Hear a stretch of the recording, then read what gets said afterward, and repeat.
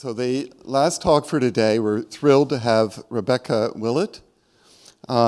Rebecca comes from originally my alma mater, Rice University, as also John Elder was there at Rice, so we have these Rice connections. She was there from like 2000 to 2005, and her academic career has soared. She's had faculty positions at Duke, at Wisconsin, and at Chicago, where she's professor of statistics and of computer science. Oh, she's another one of these.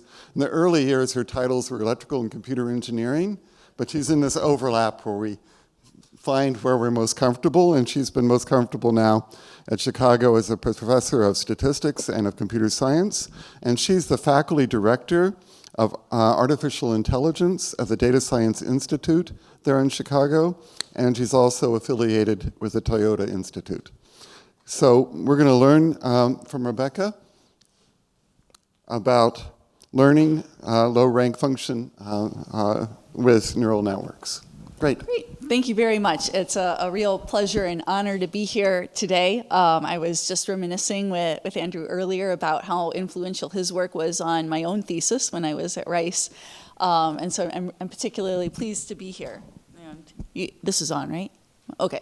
So yes, the work I'm going to tell you about today is with my student, Susanna Parkinson, and former postdoc, Greg Onge, who's now at Marquette University. So imagine that we have a set of n different training samples in a machine learning context. The xi's are our feature vectors, and the yi's are the labels, and we've got n different samples. And what we're going to do is we're going to take an overparameterized neural network and train it so that we get zero loss, so that we're interpolating the samples. So a question you could ask then is, in this setting, which interpolating function is actually going to be selected, right? There's infinitely many different interpolants, but somehow by our choice of neural network architecture, by the selection of the network depth, we are biasing this decision towards a particular interpolator. And so we'd like to understand that and understand the potential implications of this on generalization performance.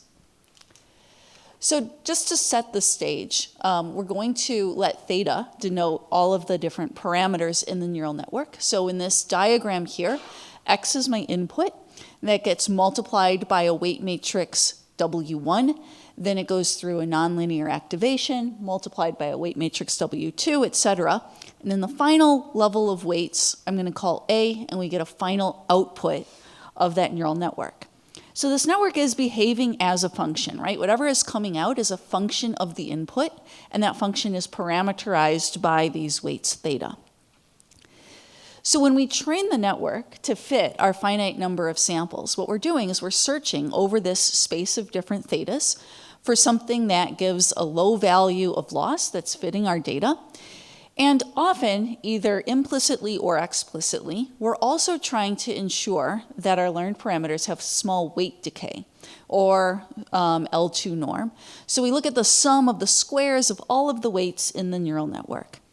And we seek a set of parameters, theta, that have a low value of this weight decay and fit the data. Often this is done explicitly in practice, but there's evidence that even just by doing stochastic gradient descent, we implicitly induce this kind of regularization, so it's a particularly helpful one for us to consider. So what we'd like to do is to understand the role of that weight decay, and in particular, how that influences which function we might actually select when we train our neural network. And I want to think about this from a function space perspective, much like Max did earlier. So at the top is everything that I just told you on the previous slide, but we can translate this on the bottom to a function space perspective where we can say implicitly what we're doing when we train our neural network is we're searching over the space of functions. And for each function, we're looking for one that has a small loss and a small value of some regularization function. And that regularization function is now a function of my function f, and I can define it implicitly in terms of my weight decay, in terms of the squares of the weights of the network that I'm using to represent that function. But that implicit definition is not particularly intuitive. It doesn't give us a whole lot of insight into this main question that we've been asking. If I have to interpolate a bunch of samples, what interpolant would I learn? So this representation cost that I've been talking about, or this regularizer that I just mentioned, has some nice connections to some of the Barron norms that we heard Max talk about earlier. So Max talked about the ways that we can represent norms of functions in a way that's salient to neural networks with sigmoidal activation functions. And that was in some papers from 1993, 1994. You might not recognize it here because I helpfully used totally different notation than Max. But more recently, in 2018, Andy was considering related ideas for networks with ReLU activation functions, which is what I'll be talking about today. And in particular, he described this norm, this function nu of f, in terms of the Fourier transform of a function and integrating the Fourier coefficients, the modulus of the Fourier coefficients multiplied by the magnitude, squared L1 norms of the Fourier frequencies. And what was shown recently was that this norm actually plays a role in understanding something like this representation cost that I've been thinking about. I've been talking about weight decay, where we're looking at the sums of the squares of all the weights in the neural network. Whereas here we have a representation of how much it costs to represent a function in a neural network in terms of these outer layer weights, magnitude, and the inner layer weights, L1 norms. And so there's a relationship here, and we can use both of these to understand something about what's happening when we train neural networks. But for today, we're going to focus on this top notion of representation cost. So as I said before, we can have this thought experiment where we say, if I've got a finite number of points, what interpolator might I learn if I have a very large, over-parameterized neural network?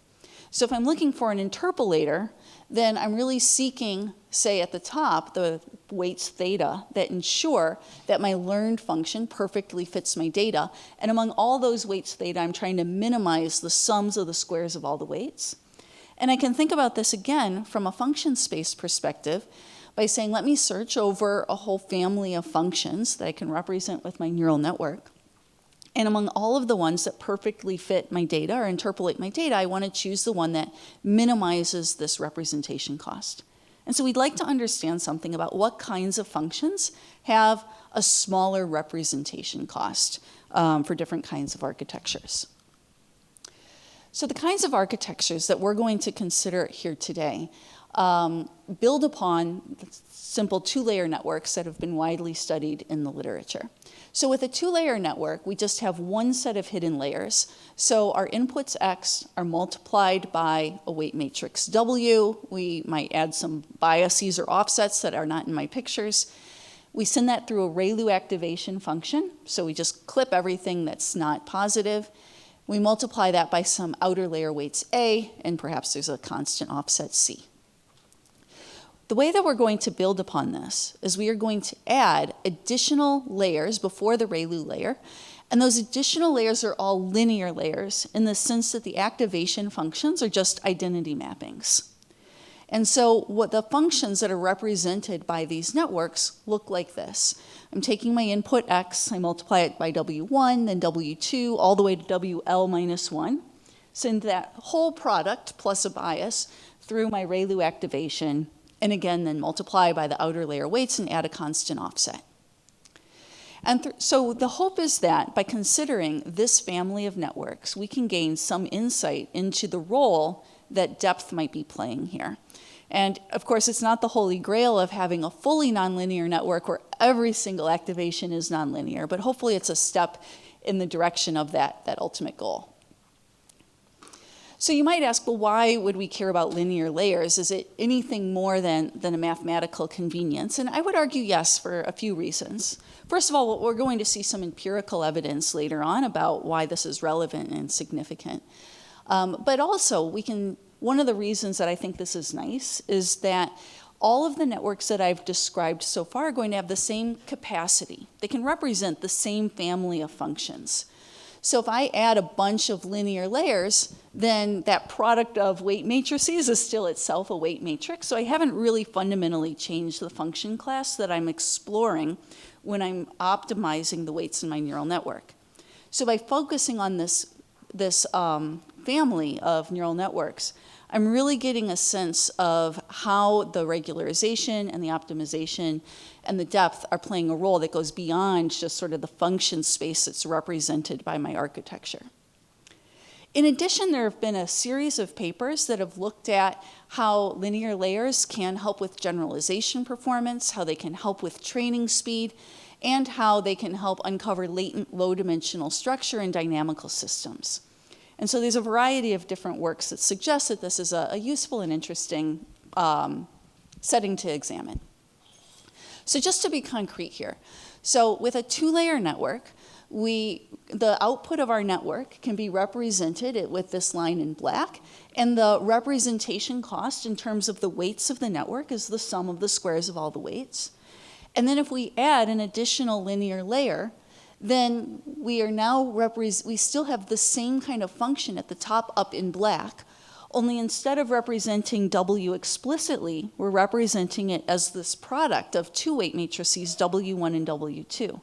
So the thing that's fundamentally different here is the way that we are regularizing implicitly or explicitly through weight decay, where now we're looking at the sums of the squares of all of the weights in this larger matrix.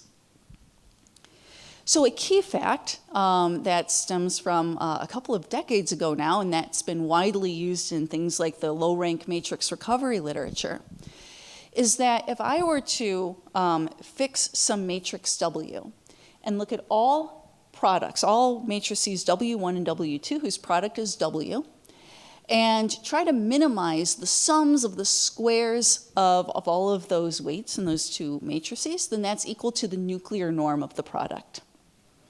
And so going back to this diagram, I can now go back to this notion of representation cost, where, as I talked about before, the representation cost for the two-layer network corresponds to just the sums of the weights of all the weights in the network. And here I can write my representation cost now in terms of this product W instead of explicitly the weights of the network. And I see this nuclear norm emerging. So I can see immediately that now I've got two networks representing the same space of functions. But by choosing this weight decay regularization, I'm preferring different learned functions with this three-layer network than I would have with the two-layer network. And these ideas extend to multiple layers. So if I had L different layers, then instead of having a nuclear norm on W, I would have a Schatten Q norm on W, where Q is 2 over the depth of the network, and the Schatten Q norm is essentially the Q norm of the singular values of this product W matrix. Okay, so when we look at this representation cost at the top, in terms of this nuclear norm, then we might immediately think that some low-rank structure might emerge. And what does that mean in terms of the functions represented by the networks? Well, one way to think about it is that since all of the different rows of W correspond, well, if I've got a low-rank matrix, then the rows of W are all lying in a subspace. And the way we can think about that geometrically is that when I've got a ReLU function, it's got this kink, and when all of these weight vectors are in the same subspace, those kinks are parallel to one another. And so we can see that manifest itself in just a little toy example here. Here I just have a function in 2D. So I've got my first input dimension x1, my second input dimension x2, and color represents the amplitude of the function. And so here I do not have any low-rank structure. The ReLU units are not aligned. And in contrast, if I do have aligned ReLU units, then I might have a function that looks like this one on the right, where you can see the contour lines are parallel to one another. So this gives us a little bit of initial intuition that we're going to see these sort of alignment of ReLU units.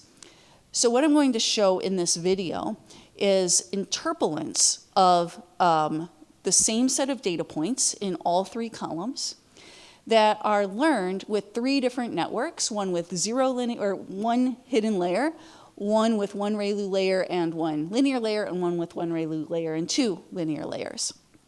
And as we play this video, we're just getting different perspectives on the function, and we can see that, like our intuition said, the learned interpolant that we get when we have these linear layers does have these sort of almost parallel contour lines. Okay. Unfortunately, however, this is not a complete understanding, right? I've only said that we would expect the ReLU units to be aligned if W is low rank. It's a little hand wavy. And there are many different functions that we can fit to data that would have, that would interpolate data, that would have these aligned ReLU units. So we seek a more nuanced representation or understanding of these representation costs. So the first thing that we're going to do is we are going to look at the expected gradient outer product of a function. So given a function f, I can consider what would happen if I take the gradient of that function, I take the outer product of that gradient with itself, and then I compute the expected value of that outer product across all the different x's. I'm going to call that matrix C sub f. So I can now think about the rank of that function, or I can think about the effective rank of that function, which is just the number of singular values of this expected gradient outer product that are above some threshold epsilon. And this here now is a function that has a rank 1. Well, I'm going to call it a rank 1 function because this expected gradient of outer product matrix is in fact rank 1. And the way we see that manifested is in fact all the contour lines are parallel to one another. We're also going to consider functions that have low mixed variation. And this is a concept that I believe first appeared in a paper by David Donahoe and was described more recently by Pari and Nowak as thinking about the types of functions that neural networks might be learning. But there hasn't, to the best of my knowledge, been a clear, distinct formal definition of what this means. So we're going to do it through the lens of this expected gradient outer product. And in particular, what we're going to do is we're going to define the mixed variation of a function of order q as just corresponding to this Schatten Q norm of the singular values of this expected gradient outer product matrix. And this is going to give us a softer notion of some of the low rank function ideas that I just described. So in this diagram here, I've got 4 different functions in R2. All of them are rank 2 functions. None of them are low rank functions, but I can quantify the mixed variation of them, where I'm going from high mixed variation on the left to low mixed variation on the right. And the idea is that when the mixed variation of one of these functions is small, it means that it is varying much more or much less in certain directions. So we can see on this kind of upright diagonal, there's hardly any variation in the function, and that the variation in orthogonal directions is controlled and smooth. And so this is going to give us a toehold in understanding what kinds of functions we're learning when we train these networks. So in particular, if we were to train a network to interpolate a finite number of samples and to minimize this representation cost, where L here is denoting the depth of the network, what it's doing is it's promoting learning functions that have low mixed variation. An important example of functions with this kind of structure are single and multi-index models. And I want to describe that because that is going to give us a hint to why this mixed variation concept is potentially useful. So a multi-index function is a function f that I can write by taking my input x and then projecting it onto a low-rank subspace, and then writing my function f just as a function of the coefficients of my point in that subspace. And so my original data, my original x might be d-dimensional, but if I project into an r-dimensional subspace, then this link function r only has to map rr to r. And so this function that I have down here is an example of a single index model in 2 dimensions. And the single index and multi-index models have been studied extensively in the statistics literature. So for instance, a few years ago, Liu and Lau proved minimax rates for estimating multi-index model functions. And they said, imagine that just as a baseline, we've got a function f that we want to learn from samples that is S Holder smooth. Then the minimax expected squared error with n different samples scales like n to the minus 2s over 2s plus d. So when d is large, this can be really slowly decaying. We need lots of data to estimate that function.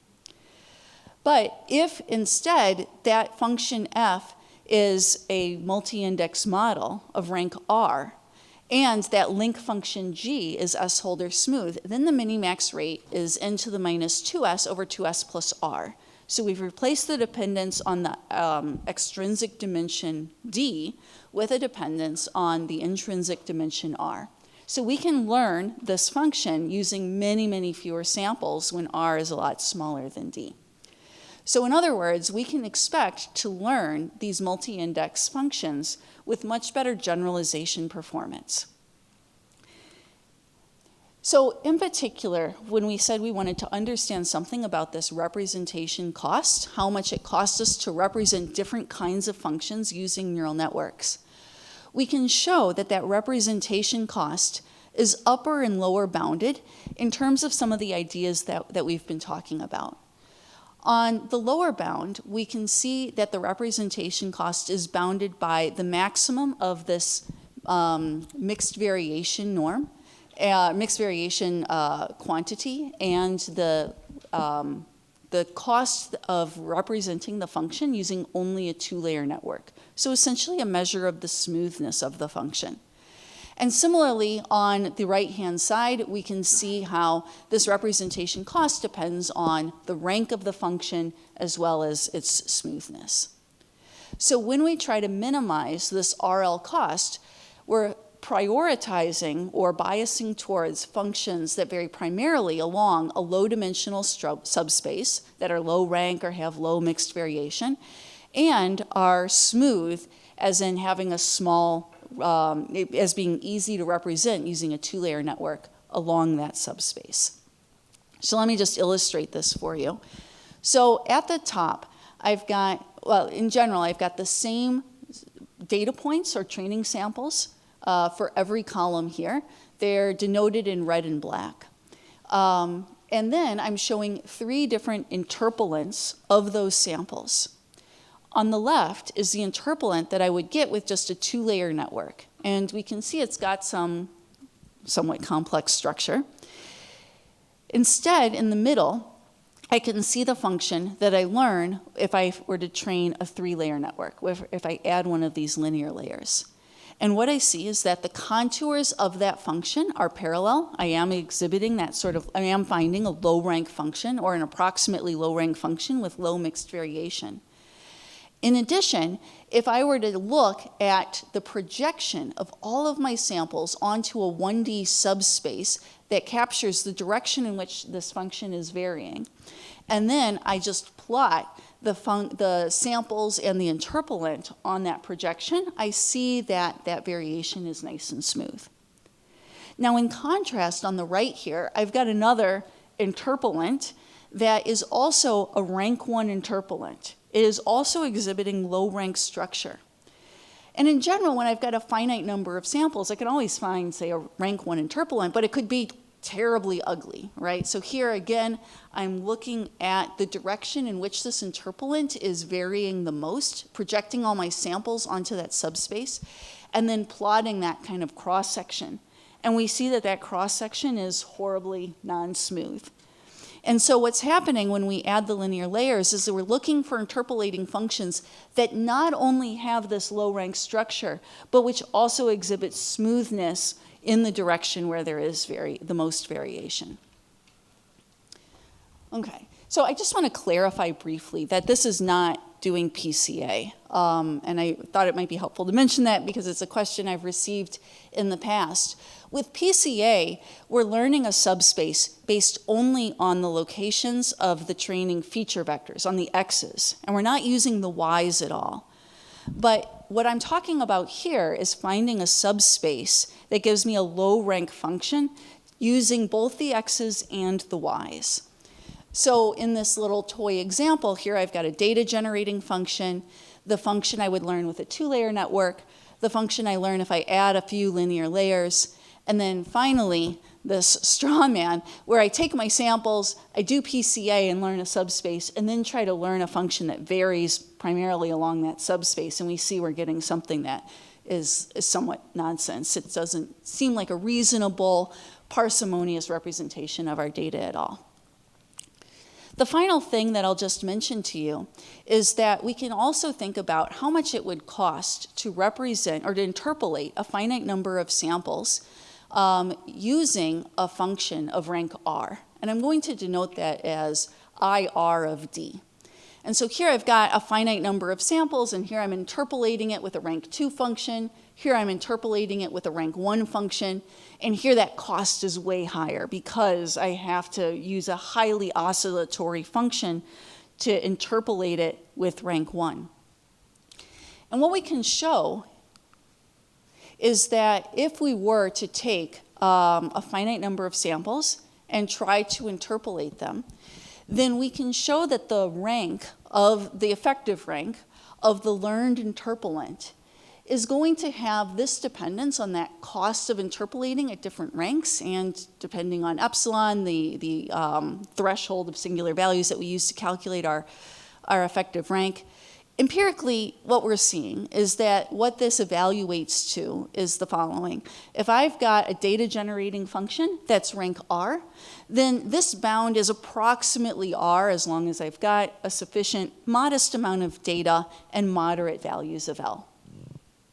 So when we do numerical experiments, we generate a low dimensional or a low rank function, we generate samples from it, and then we trained neural networks with various numbers of linear layers, including no linear layers.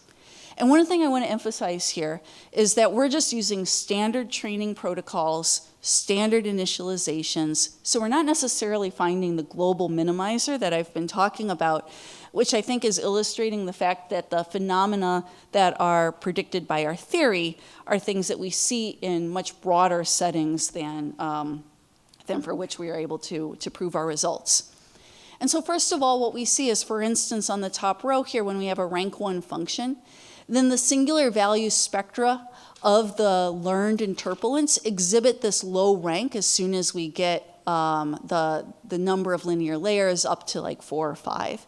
And we see that across different numbers of training samples. We see it again when the original data generating function is rank 2. And we also see that this gives us a boost in generalization performance, or on our mean squared errors, even for relatively moderate numbers of samples. These are not things where I need an infinite number of samples or approaching infinite number of samples in order to see us adapting to the latent low-dimensional structure. And finally, I'll just mention that there have been a variety of different works in the literature that have been exploring things like these expected gradients of outer products in more empirical settings. So for instance, this recent paper by Misha Belkin and his team looked at these expected gradients of outer products that were sort of central to our theoretical analysis, and showed how they were highly correlated with features that were relevant to specific machine learning tasks in computer vision tasks and across a variety of architectures, which is suggesting that the low-rank structure that we're seeing emerge in our theory is not only predictive of generalization performance, but consistent with empirical observations in a variety of settings. Finally, I'll just mention there are a couple of institutes at the University of Chicago where you can propose workshops like this one or long programs, and I hope you'll consider doing so. Thank you very much.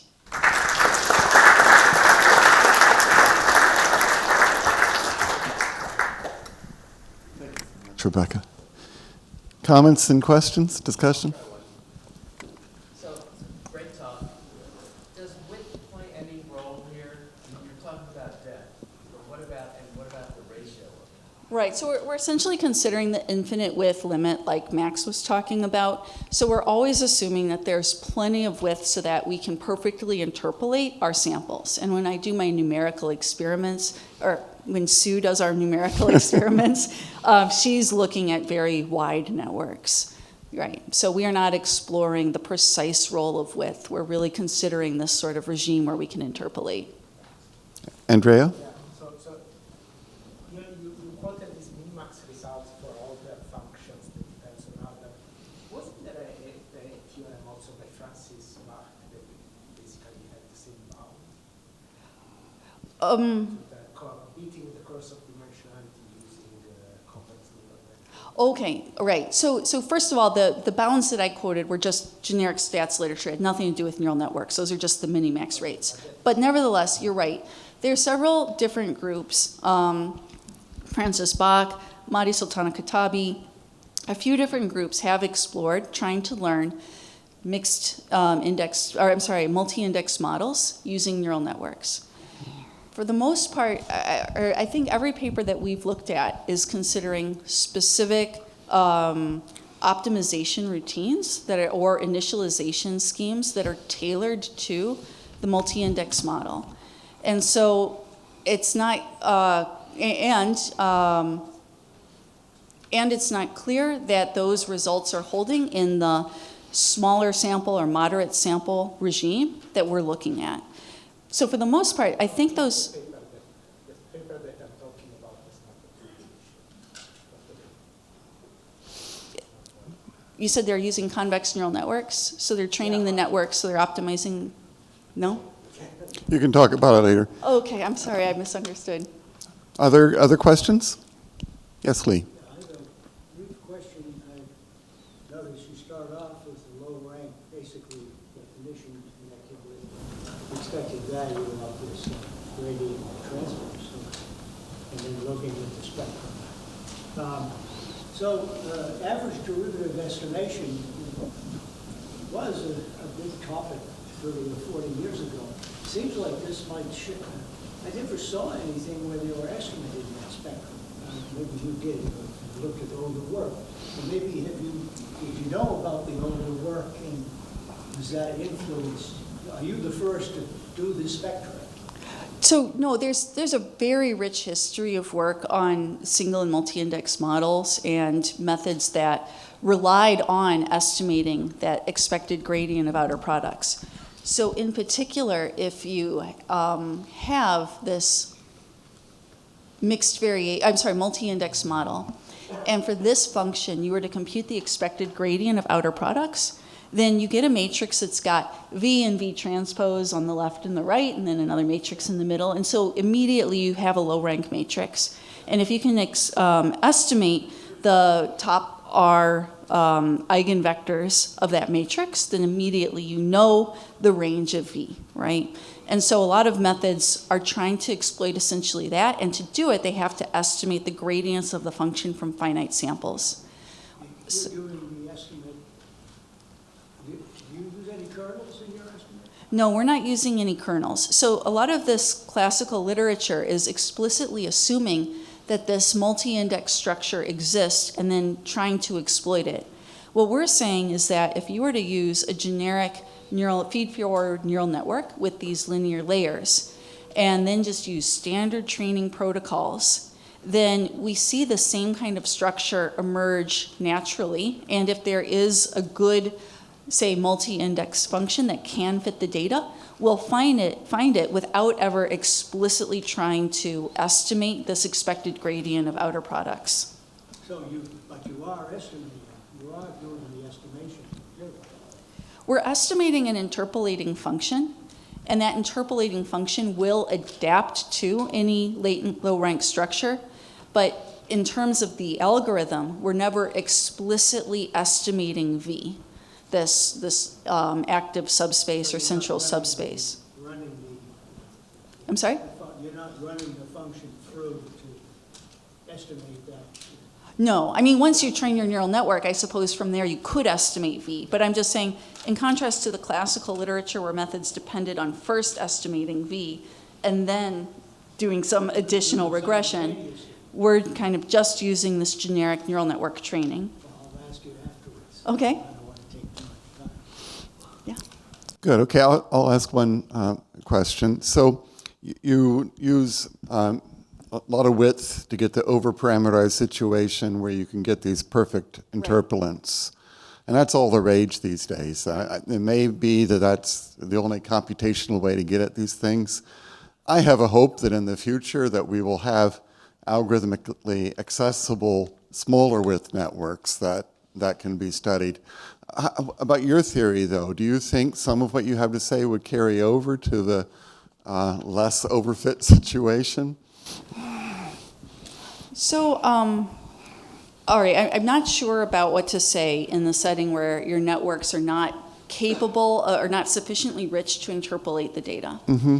But you certainly can imagine that there are going to be much narrower networks that can still interpolate the data. And there I think the problem is really the optimization problem, Yes. finding the weights. Finding right? them. Yeah. And so, there's like this compression literature where someone will train a really big network and then compress the network post hoc. Mm-hmm. But then, of course, you still have to train the big network.